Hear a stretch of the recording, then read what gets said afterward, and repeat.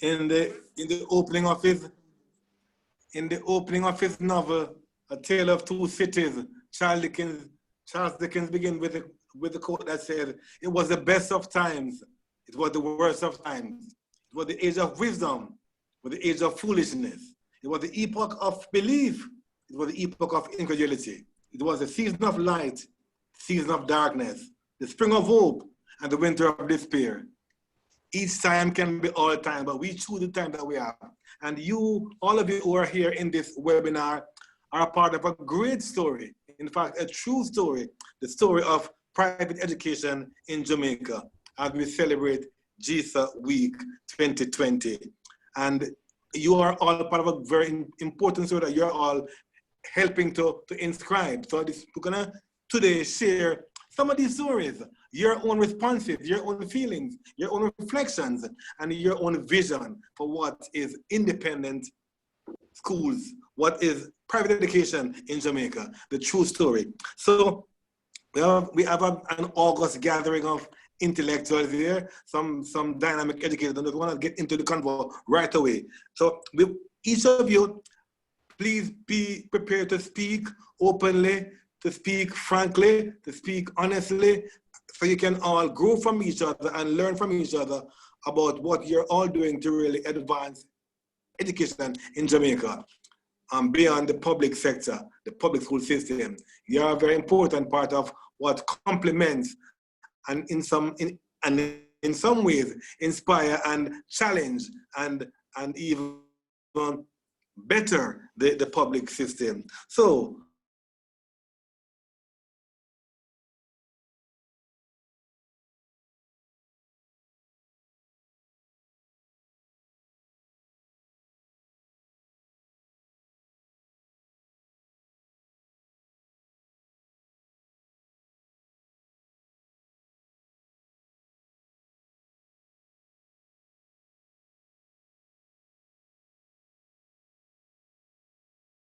and try to support academic activities in the school. And so I don't think the story now needs to be told about how long we're in existence, but certainly at this particular time, what is confronting us and what we've been able to do to work the institution to be able to give the kind of support and then branding, as well as putting out the product that is necessary to attract people. Certainly, most of us were recruiting during COVID-19. And so while building a new school, because I do believe online is indeed a new school, so everybody has birthed a new school. We are now giving the second portion of our institution. So though Mona Prep started in 1964, we birthed a new school in March 2020. And so we now have online supported by face-to-face, and that took a lot of startup in terms of operation and repurposing. So I want to say that we have two schools, Mona face-to-face and Mona online, which is indeed birthed through the COVID experience, which basically allowed us to do quite a lot of repurposing during the journey. Let me ask you, would you say your school is surviving, thriving? I think I should say that we are thriving with resilient people. And I think one of the words that we use at this time is collaboration, which is indeed a skill that is identified as a 21st century skill, but I just want to say it is indeed one of those skills that will allow your institution as a private institution to grow. We get no funding from government. We basically have to sell the performance of our students, and we have to sell in terms of branding our product in such a way that people will take it up off the shelf and say, yes, this is something that I'm interested in to consume. And so one of the things that we have to do in the private school as a principal, as an educator, is to learn to market. Mm-hmm. Marketing skills are important at this time. They're critical to the survival of the institution. And so COVID has made it much clearer to us that a principal cannot be one-dimensional. You have to be multifaceted in order to make sure that your board, your school is surviving, and the skill set of each board person, the skill set of your staff comes into very sharp focus in dealing with what is critical at this time. So one of the things that you start going back to is the job description of your teachers, their CV that was presented to you. So you can actually reflect on the skills that each person came into your institution with, and also the skills that they have built during the time that they have been there, and basically categorize these persons so that they can actually work on teams to support the kind of newness that has been brought to the fore in this pandemic. Well, the context now seems to most people miserable. You're still making it memorable and making it manageable as you market and manage and monetize your institution. Certainly. Can I ask the rep from Region 2 to just share, who's there from Region 2, to just share briefly, what have you been doing to ensure the viability of your institution? I'm Rosemary. Yeah. I'm Rosemary Brent Harris, How you doing, representing Rosemary Region 2. Yes, talk to us. Our journey has been very exciting. It is a tremendous bundle of a lot of things. So you find that we were thrown into some deep waters and had to decide exactly whether we were going to swim, stay afloat, and enjoy the swim despite the depth of the water, or we were going to just drown.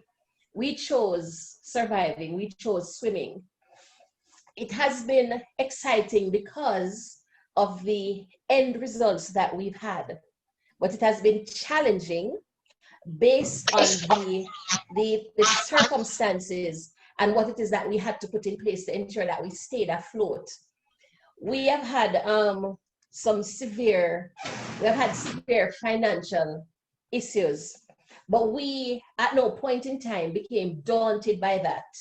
I spoke before in another forum about taking on a huge project of putting up a building that was geared towards housing our students, were it possible that we had come back in September.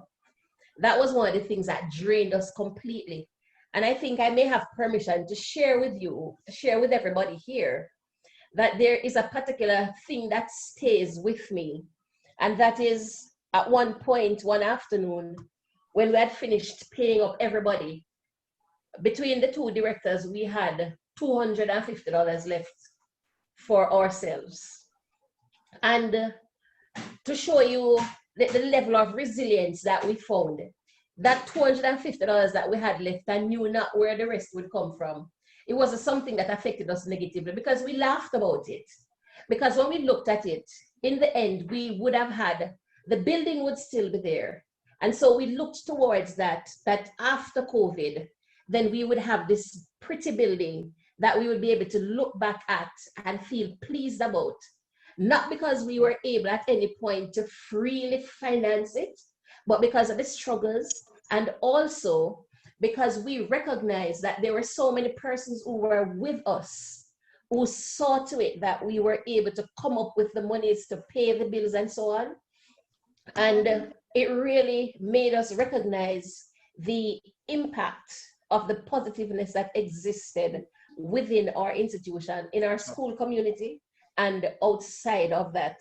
So the collaboration, the fact that persons were there to support us and to see us through the struggle was something that was beautiful. That was a beautiful experience because it taught us that despite what was happening, if we stayed together as a family, then we were going to be able to come out of it victorious.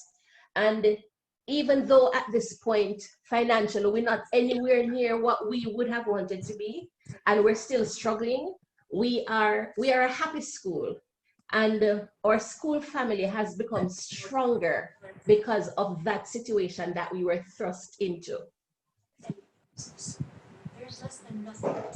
Thank you. I think at independent schools, you have a lot to teach those in the public system in terms of maintaining financial viability, maintaining critical sustainability while still delivering a good product. But what are some of the challenges, if I might ask you to just quickly share, that the current challenges now at this present moment that your school is facing? What is the main challenge perhaps now that your school is facing? Well, I think one of the main challenges would still remain under the financial umbrella. And if I were to tap into it specifically, we would want to look at those parents who are still feeling that the fact that the students are not in school, then they ought not to be paying the full school fees. Yes. So we have some challenges like that where people will tell you some things that don't really make too much sense, but then you understand the place that they're coming from. So they'll tell you things such as, we're not there to be using your light, we're not there to be doing that. So then the education comes into it, where we have to be pointing out to persons how difficult online schooling is. Because if you have a really good online program, something that's really sustainable, something that's good and allows you to really get to your students, it can be very costly. Indeed. I want to ask this question for any member of the gathering here, and member of the panel, as school leaders. How have you been able to share with other schools or other partners within your sector? Have you been able to exchange and interchange ideas and best practice? How have you been able to, across within the sector, share your stories and your journeys and even collaborate towards ensuring that you stay afloat? Have there been any effort to collaborate across bilateral arrangement between schools within the independent school, private education sector? Anybody who want to take that one? Before you take that twist on it, yes, I see the relevance of your question, but I want to tell you something else. Yes. I don't know that we haven't done a whole lot in terms of reaching out to other people, but given this opportunity, I would want to say that we met someone on a completely different journey.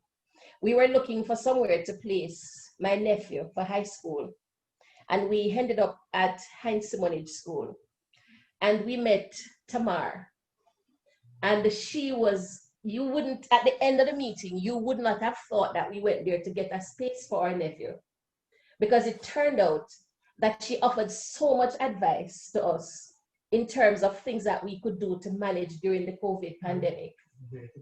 So, and the other thing is, there was nothing left that she didn't tell us. And she gave us the numbers of persons whom we could contact. We now use a Smart Term platform, for example, and that was as a result of her doing. So she not only told us how excellent it was, nor showed us on our computer all the things that it could do. She made the contact, gave us the numbers, and it was just a beautiful experience. So I want to use this forum to publicly say to her that Mrs. Isaacs and I, who met her a few months back, we are better for having met her because of what she shared with us. So the networking and the sharing is really critical for survival in something like this. And excellent, and that's my question to all of you within this gathering now. How able are you to look beyond the framing of competition, but more in the framing of collaboration as you seek to advance your own individual institution, but also advance the sector? It's always, and even as an entertainer, we have to constantly balance balance competition and collaboration so that we can all grow together and we can all survive together, so that everybody is a piece of the pie, so to speak. Does anybody else want to share within that whole area of collaboration and learning from each other? How able have you been, or how willing are you to have a bilateral arrangement between schools within the sector as you seek to make the best of the current situation and to grow your institution? Anybody?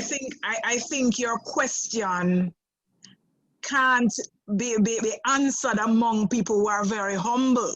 I think that the gist of fraternity have so many humble principals who really don't want to take the credit for the kind of work that they have been doing among friends, we can truly say that though we are in a competitive space, we have indeed maintained our friendships. You want to see the WhatsApp group that has been developed by the GISA Secretariat. We have so many things shared in that group. I now call it the COVID University, because you can at any point look in the group to see somebody sharing something that has worked, not something that they're trying to pilot, something that has worked, and they take the time to put it in the group to say, hello, ladies and gentlemen, this is an opportunity. I've tried this, this has worked. So many persons who have shared their best practices to say that this has worked for me, and so you can tweak it. Feel free to call me. Feel free to say what I have done. And so that has been the experience in GISA for me. And so one of the things that I want to really say is that though nobody came out of the blocks early to say that this is what we're doing, quite a lot of sharing, quite a lot of collaboration, quite a lot of going to other people's school and to say what it is that they've done. We've actually gone to the site. So we've had vicarious learning in many instances to come up with what it is that we can use to treat within our own institution. And I really want to say publicly, in terms of the leadership of GISA, the principals who have actually put their products in the space to say continue, because we have been better off for the sharing and the collaboration that takes place on a daily basis.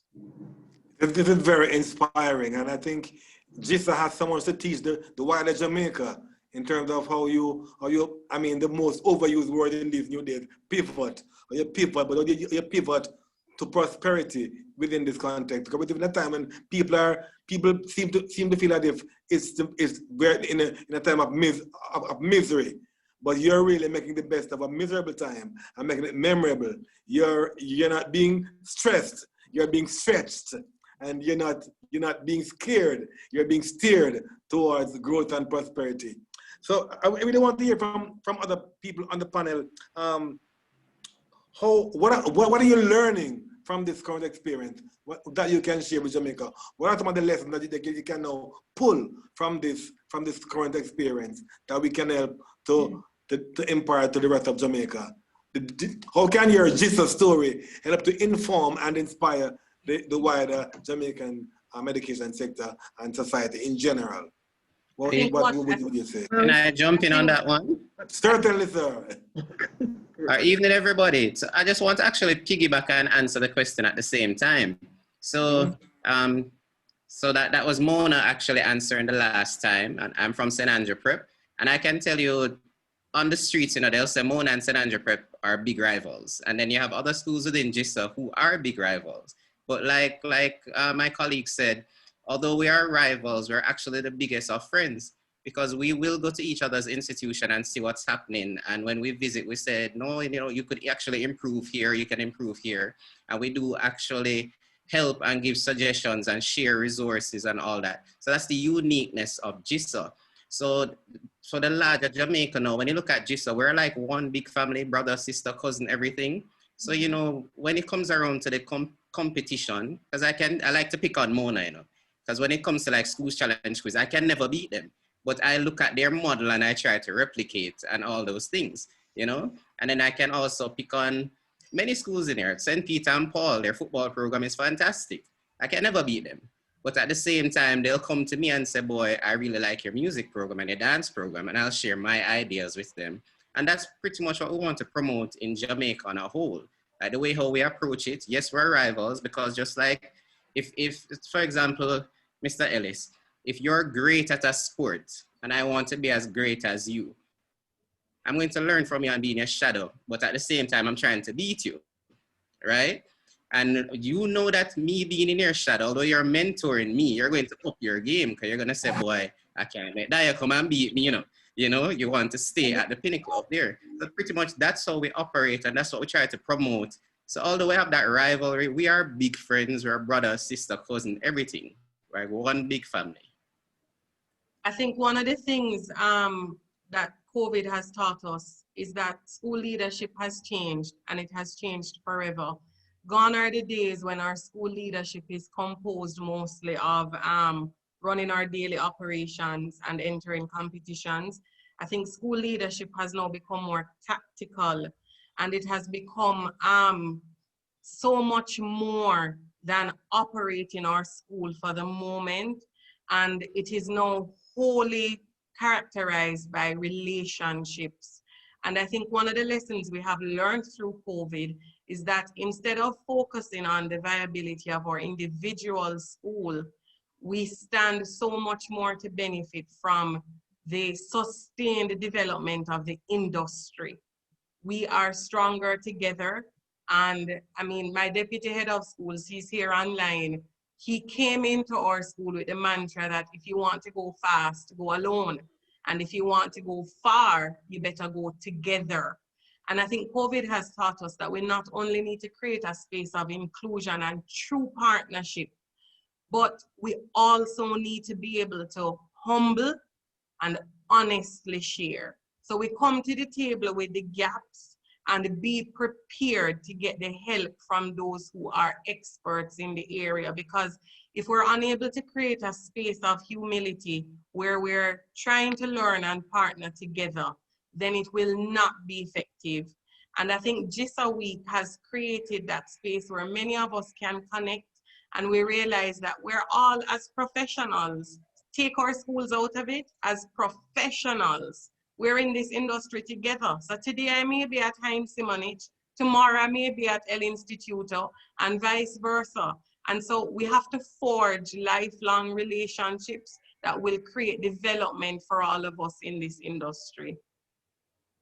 I want to play devil's advocate and suggest to you people that humility is sometimes overrated, and you sometimes perhaps need to blow your own trumpet and tell your own story.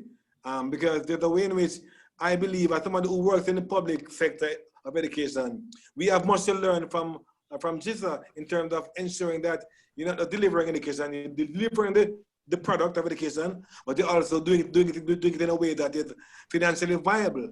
You're able to market, manage, and monetize, and not just pour out yourself into your students. And because we in the public sector are cushioned by the fact that the check will come from government subvention, check will come from, and so on. Whereas you're on your toes constantly, trying to ensure that you keep your best practice so good that you're attracting a clientele all the while. But I think you need to perhaps do some more of telling your own story to the wider world, to the Caribbean. And because when we open up ports again, the whole idea of educational tourism might be something that someone wants to say, come to Jamaica and learn all right. So I'm just, poking you here to say that you probably need to just be less humble and share your story so that we can learn from it. And it will bring you more clients and also help to teach some of the people what you're doing that is so, because GISA is doing great. I mean, 5 decades, of exemplary service, and now within the COVID period, you're not just thriving, you're excelling. And that's a great story, actually, that should be told. It should be a documentary. It should be a script. It should be a textbook. And some students should be doing a research on GISA and documenting your story for the benefit of generations to come. But anybody else want to share in terms of the current context and your current situation as you, as they say, pivot? How do you see the future? What do you see in the next couple of months, next year? What are your projections and visions going forward?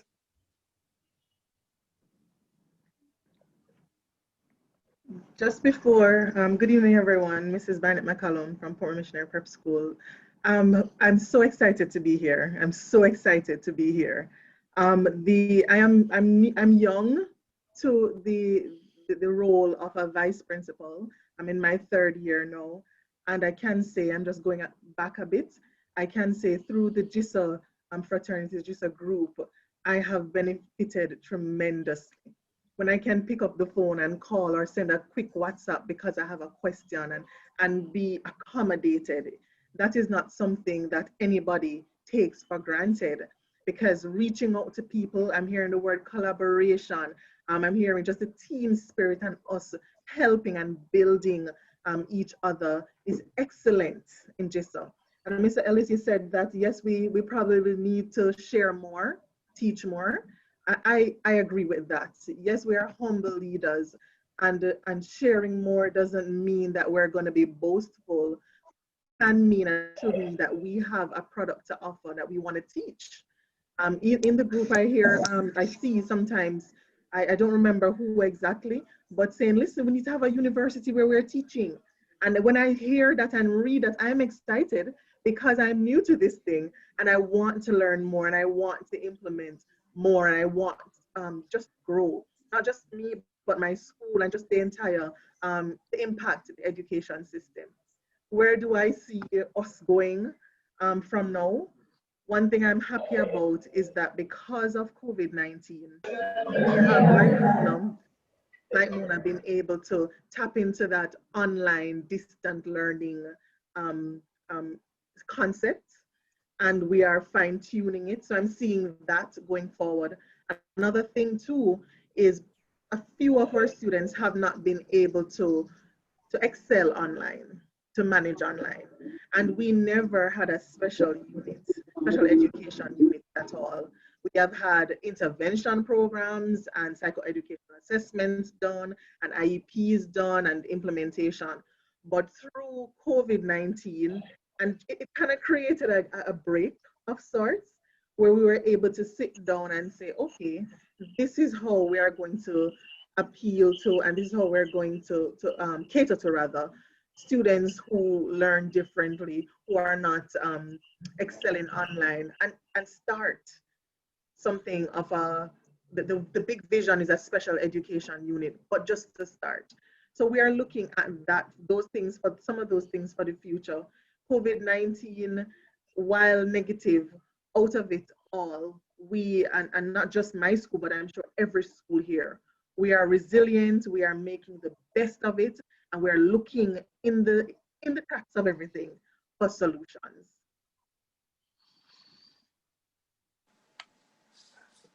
Do you think that you will retain some of what you're doing now when things get back to quote unquote normal, and you'll still maintain a very heavy online presence, a blended approach going forward? Either go back to face-to-face, full stop, and not forget the COVID context behind you. What do you think? If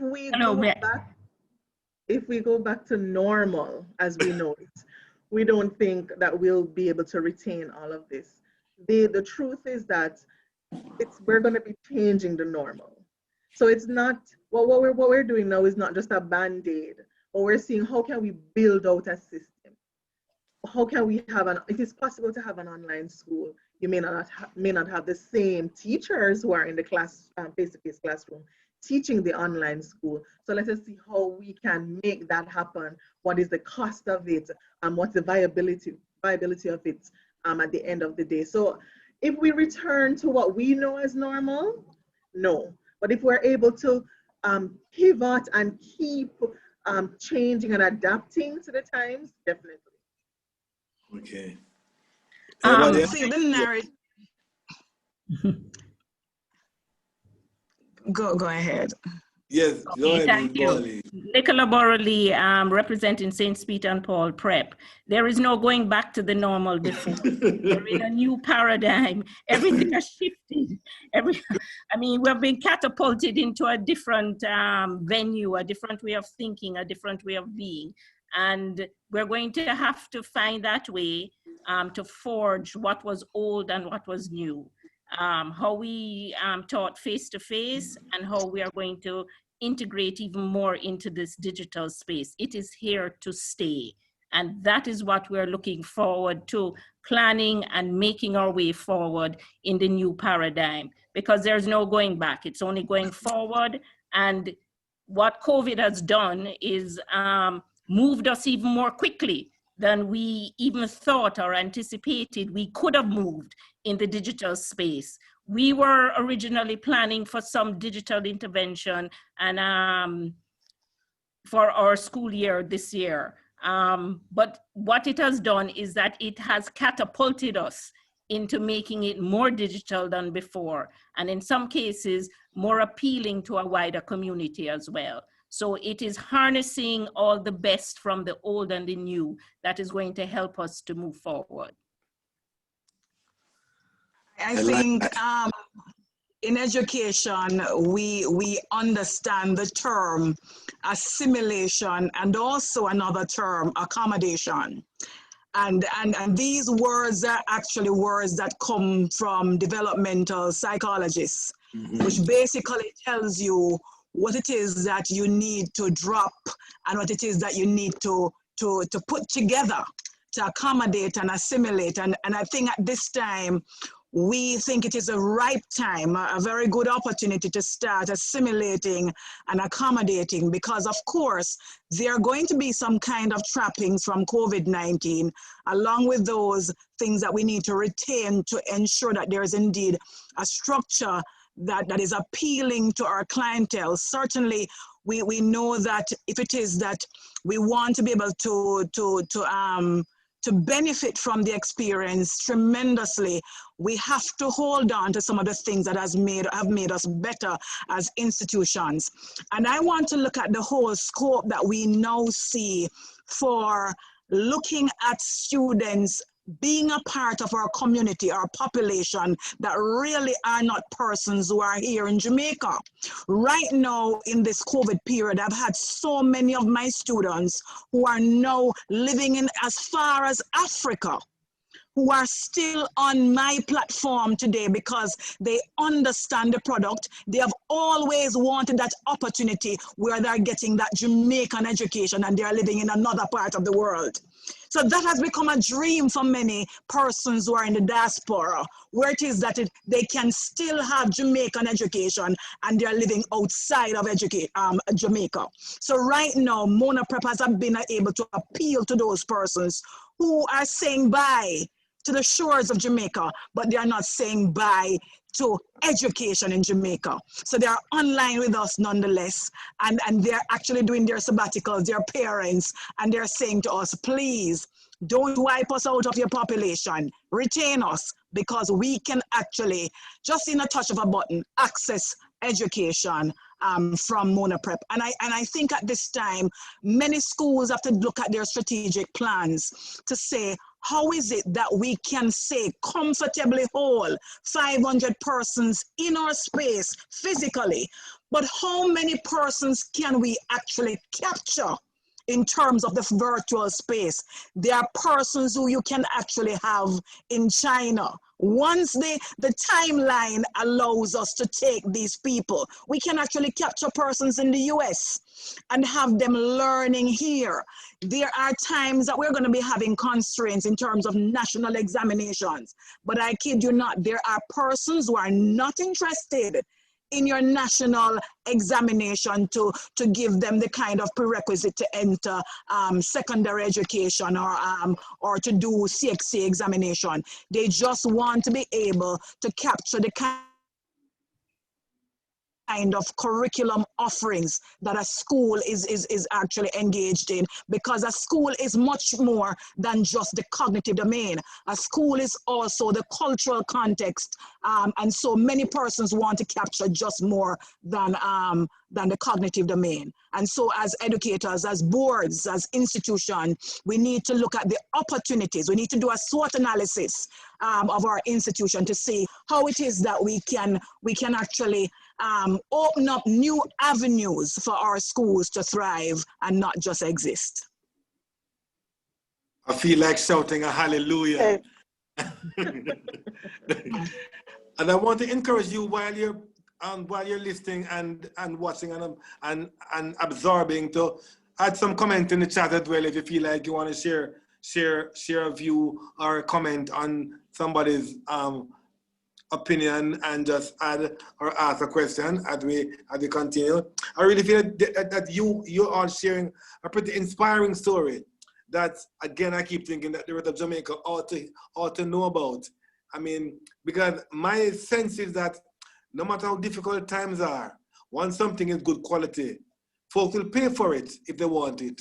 And you're offering immense quality, and not just quality in a very subjective way, but you're offering quality that is comparable across the globe, across the Caribbean. And the idea that I could stay in Antigua or Africa and study in Jamaica, it's fantastic. I mean, I wanted to jump and scream, hallelujah. Yes, Ms. Morley, I think you want to make a comment or say something. Go ahead. I can hear your mind moving.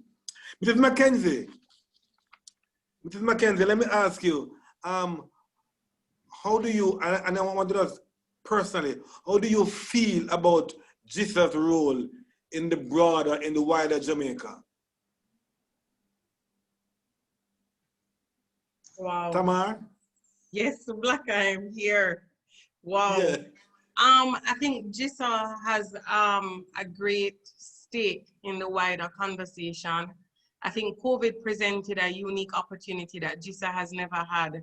And I think as well, from the data that we have collated, we have seen where over the years, GISA has been left out of the conversation.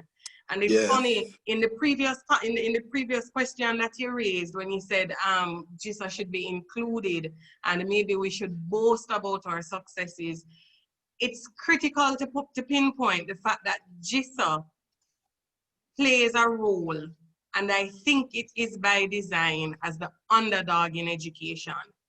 When COVID first came to the fore in January of this year, I remember a financial leader in Jamaica said to me that COVID is going to bring the underdogs to the front. And when he said that, I became nervous. And he said to me, it is when the tide goes out that you will see who is swimming naked. So if your school goes down, you're telling me that you are swimming naked all along.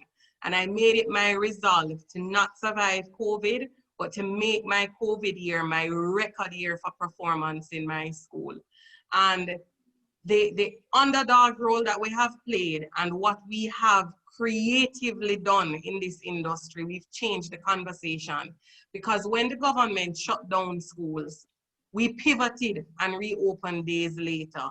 And when the government delayed the reopening of schools, some schools like AISK took a step to reopen physically. They did what they had to do and did it on their terms to sustain their operation.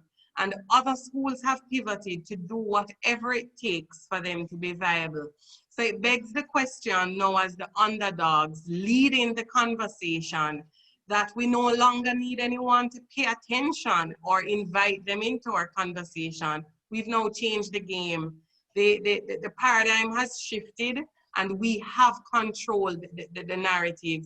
So I remember this morning when Doc was on TVJ and the segment was debunking the myths. I laughed because the results we have in facts and figures cannot be argued because we have the data to show. We have the representation in terms of matriculation and advancement to evidence our strengths. The fact that tactical leadership, creativity is more than just words, we've put it into play. All of us here, big school, small school, schools that collect whole heap of money every term to schools that barely making ends meet. We were all amateurs. We were all, I would say, positioned at the same level. And we had to prove the quality of schools we operated, and we had to also prove ourselves and what we could do. So I think COVID has created that space for us to control, and we have also created the space to lead by example, which I think it's the first time everybody had to stand back, step aside, and allow the private schools to do what worked best for them. So as the world shrinks, your market grows. And there might be a time in the near future when the public education sector may have to come to GISA and say, help us, let us farm us some work to GISA because as the world shrinks, then your market will grow. And what And it would be a competitor. And learn to Blacker, because a lot of principals know how to operate from a budget. Very few school leaders know how to earn a payroll and know what it is, as Mrs. Brent Harris had shared, what it is to clear expenses and have nothing left to pay yourself, but still survive and turn up with that unction to function. So if we are able to share that, to package that, bottle it, package it, and transfer that, not even just public schools, but even into some of our privately operated schools, because some private schools operate like public schools. You're giving your budgets from your accounting teams or your finance teams, and you operate the school. It's a turnkey. Some schools, their stories are very different. And I think this period of COVID calls for celebration, because we had the heart, we had the skill, and we turned out and we got it done. Thank you. I want to hear from Queen's Prep. I'm interested in hearing from the schools like Queen's Prep and St. Andrew Prep, whether your autonomy or your connection to your sister secondary school makes a difference to how you manage the COVID challenges.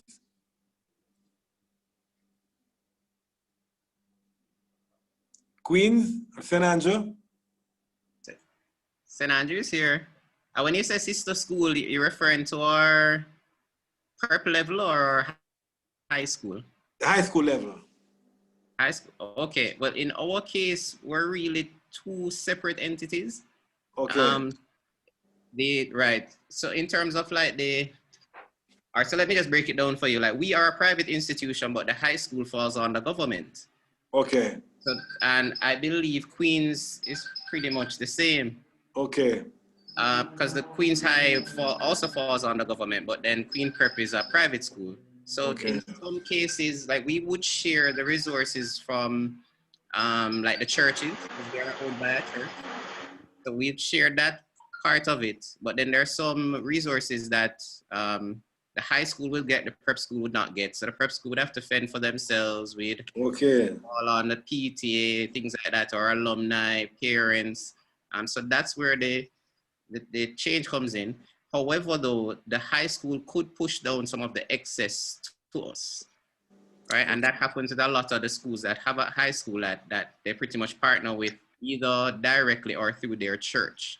Because the sad part about it, in Jamaica, someone is quick to help their high school alumni versus wherever they went for the foundation years. Yeah.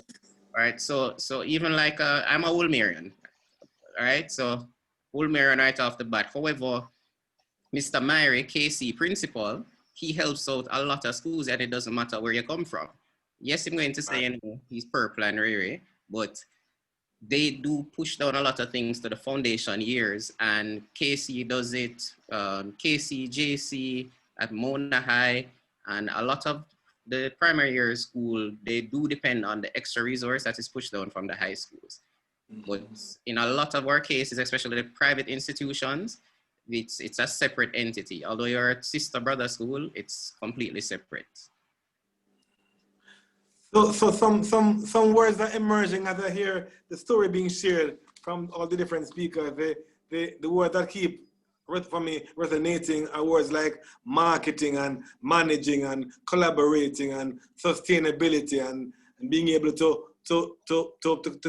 stay afloat. You know, and so that I just think that, to repeat myself, that the Jesus story is really inspirational for the wider Jamaica, for the wider Caribbean region, in fact.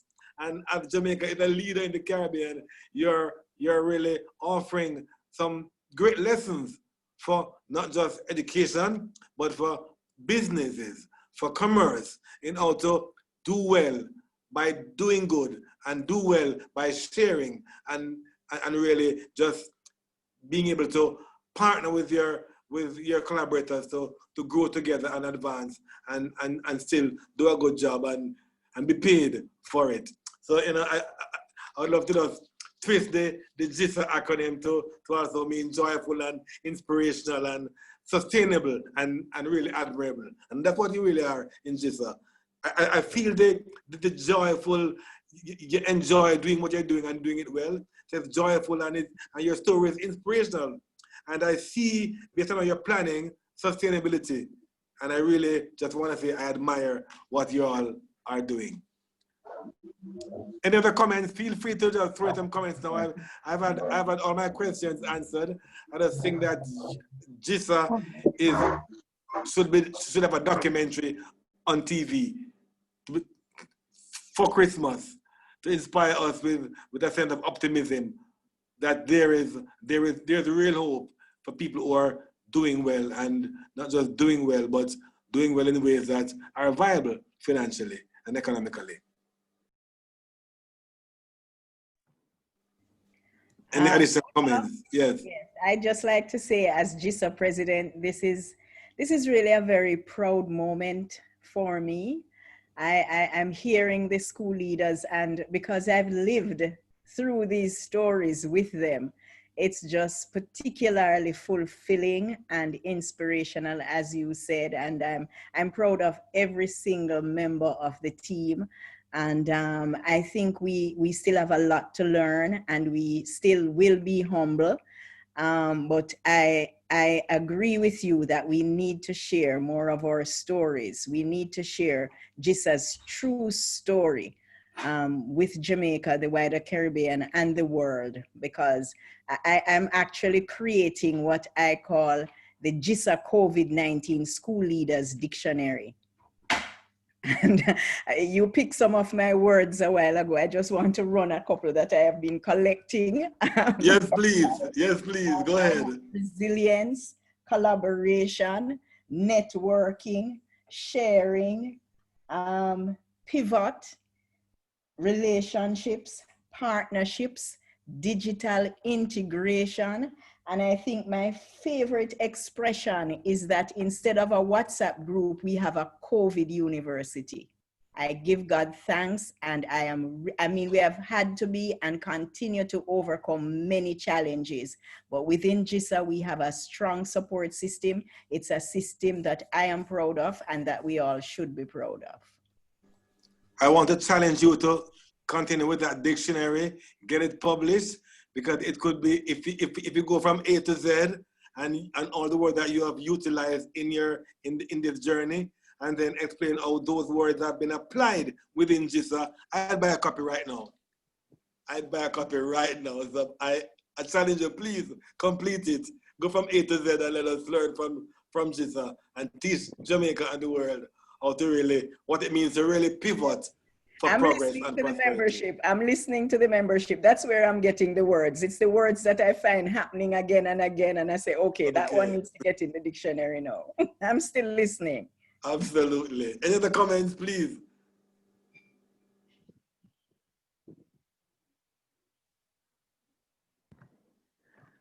Mrs. Mackenzie. Yes, sir. We've spent a really fulfilling hour so far. I think we can wrap, because I'm just floating on the vibration that I'm getting from this brilliant group of people. I mean, you're all brilliant. You're all so clearly passionate about what you're doing, and I just want to just absorb it, and it's contagious. I want to catch it and spread it, really and truly. I just want to say that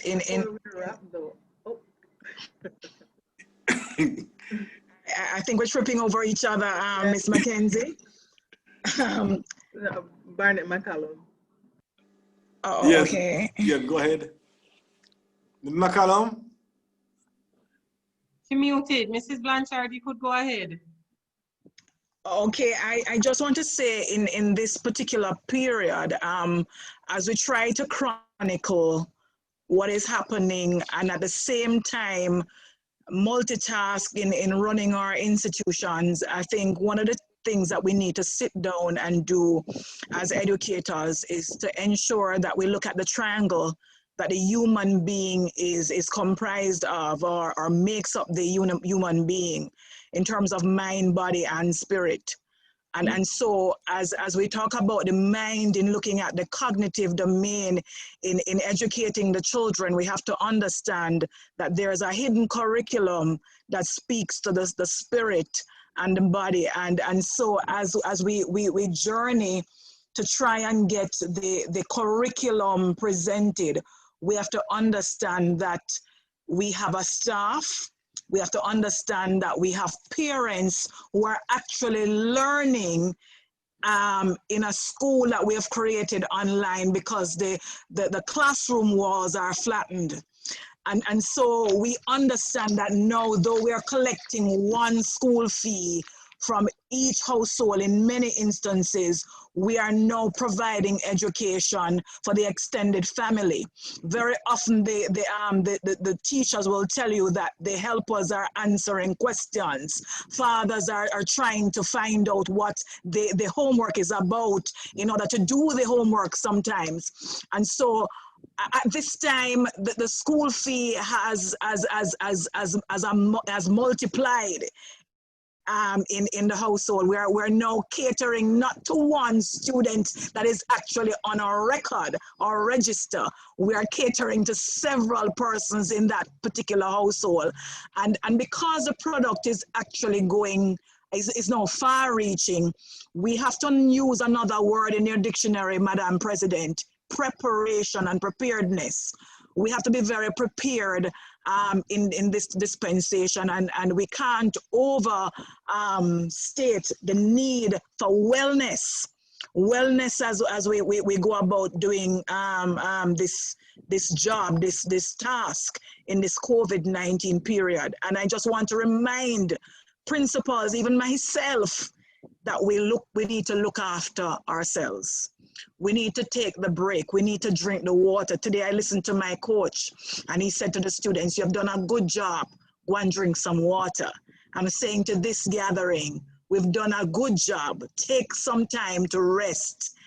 Put on your best sheet on the bed and have a bath and just go and lie down and sleep sometimes. Drink some water. Get to a place where you can order the best plate of food that is not going to be prepared by you, but by somebody else, and just take a break, take a rest, because you've done well. You have done well, and we all should have that opportunity to say, we can actually take that break, take that rest period, because we can only replenish and be of any value to a community when we are well. And so wellness is important, Dr. Wilson. Preparedness is important, and mind, body, and spirit need to be taken into consideration in this dispensation, this unprecedented period. Oh, that is just absolutely awesome. That is, you've said it all.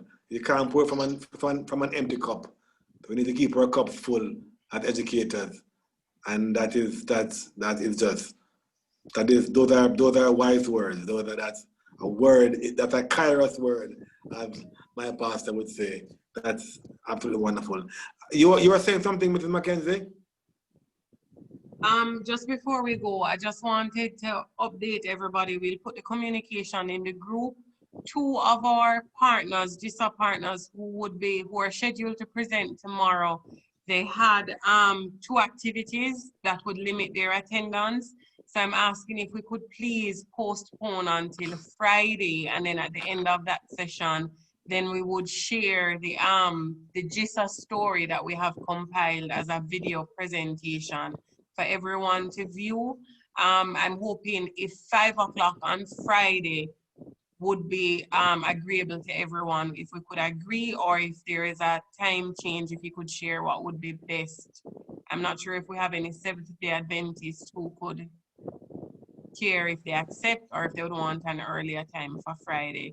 And the partners session, we have different companies that are close to education that will be coming in: Smart Term, Edufocal, AIM, different companies that we have been using in our schools and that have been supporting us, for them to share new products and programs that they have been doing in some of our schools, and promotional packages that they are able to offer.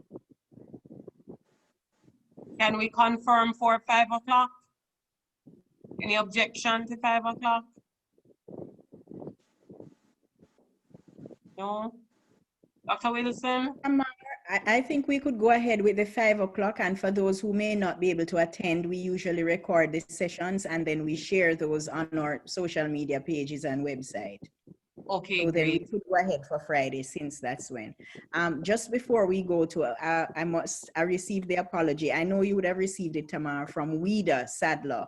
She is unavoidably absent. She really would have loved to be here, but she had another very important engagement. Okay, thanks, Doc. Uncle Blacker, thank you so much for your time always and for the support that you give all of us. It was a pleasure. It was a pleasure. I'm glad that I was able to be a part of this. I'm learning, I'm growing, and I just want to just in closing, just say to all of you in GISA, just keep on being GISA, keep on being joyful, inspiring, sustainable, and admirable. I salute you. And Mr. Ellis, we look forward for you to entertain us at the Wine With Me event on Saturday. So please come good. We don't laugh often. So it will be a tough audience. So make sure you prepare for us. I'm willing, able, ready, and available. All right. Thank you, everybody, for your time. Have a great rest of evening. Thanks for coming, and we'll share the recording on all platforms. Have a good evening, everybody. Bye. Thank you. Bye, everyone. Thank you. Thank you. Good night, everyone. The same to you.